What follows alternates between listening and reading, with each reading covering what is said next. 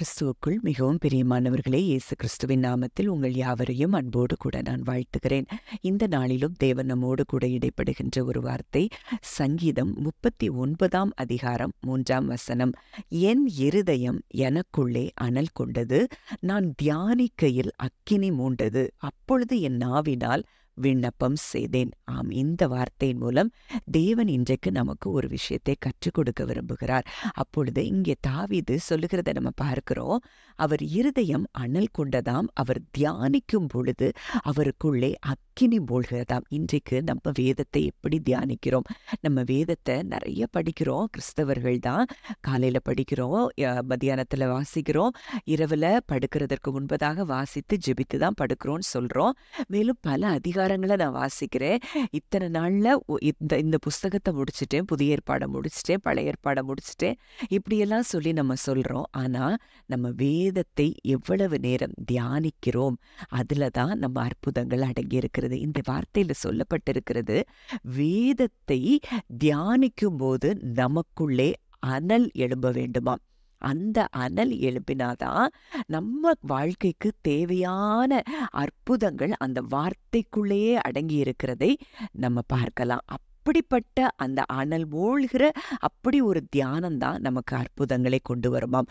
மேலும் லூக்கா 24:32 பார்க்கிறோம்.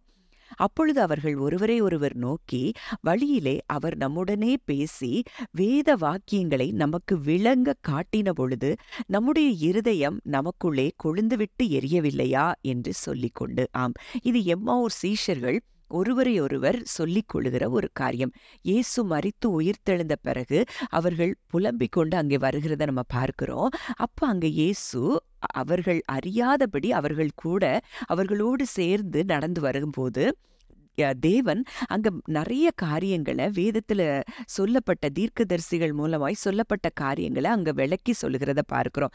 25ஆம் வசனத்துல, அப்பொழுது அவர்களை நோக்கி, தீர்க்கதரிசிகள் சொன்ன யாவையும் விசுவாசிக்கிறதற்கு புத்தி இல்லாத மந்த இருதயம் உள்ளவர்களே, கிறிஸ்து இவ்விதமாக பாடுபடவும் தமது மகிமையில் பிரவேசிக்கவும் வேண்டியதில்லையா என்று சொல்லி, மோசே முதலிய சகல தீர்க்கதரிசிகளும் எழுதின வேத வாக்கியங்கள் எல்லாவற்றிலும் தம்மை குறித்து சொல்லியவைகளை அவர்களுக்கு விவரித்து காண்பித்தார். அப்போ இந்த இடத்துல சொல்லப்பட்டிருக்கிற ஒரு வார்த்தை, அவருடைய வார்த்தைய நம்ம விசுவாசிக்கலன்னா அங்க என்ன இருக்குதாம்? புத்தி இல்லாத மந்த இருதயம் இருக்கிறதாம். அப்போ நம்ம இன்றைக்கு வேதத்தை தியானிக்கும் போது நமக்குள்ள அனல் மூழல, அந்த இடத்துல ஆண்டவருடைய வார்த்தையை குறித்து நமக்கு ஒரு சந்தோஷம் உண்டாகல, மனமகிழ்ச்சி உண்டாகல அப்படின்னா அங்க நம்ம என்ன செய்யலையா?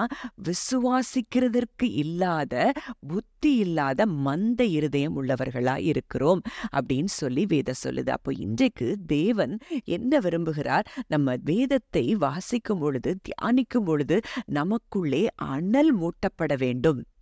அந்த அனல் மூட்டப்படுகிற அந்த வார்த்தை தான் நம்ம வாழ்க்கைக்கு மிகவும் பிரயோஜனமாயிருக்கும். ஒருவேளை இந்த இடத்துல நம்ம பார்க்கிறோம், இங்க கிறிஸ்து எதற்காக மரித்து உயிர்த்தெழுந்தார், கிறிஸ்து சிலுவையில் எதை செய்து முடித்திருக்கிறார் அப்படிங்கிறத நம்ம தியானித்து பார்த்தோம்னா நம்ம வாழ்க்கையில நிறைய போராட்டங்களுக்கு ஒரு முடிவு வரும். நாம் ஐஸ்வர்யவான்கள் ஆகும்படி அவர் தரித்திரராயிருக்கிறார், நாம் சுகமடையும்படி அவர் தன்னுடைய சரீரத்திலே தழும்புகளை ஏற்றுக்கொண்டிருக்கிறார்.